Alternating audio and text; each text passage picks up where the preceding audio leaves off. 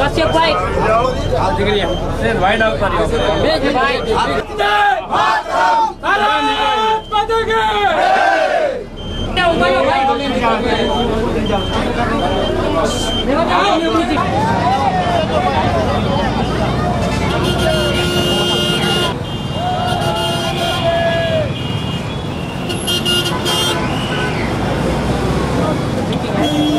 Video उतर लियो से बम्मा हां ले जाओ भाई।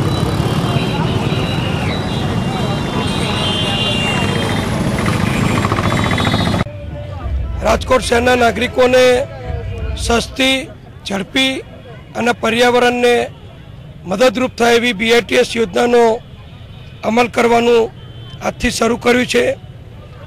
प्रथम 10 किलोमीटर जो ब्लू कॉरिडोर है एनु आज शुभ उद्घाटन करवामां आव्युं छे। आखा शहरनी अंदर 70 किलोमीटर थी वधु नो भविष्य में रूट थशे।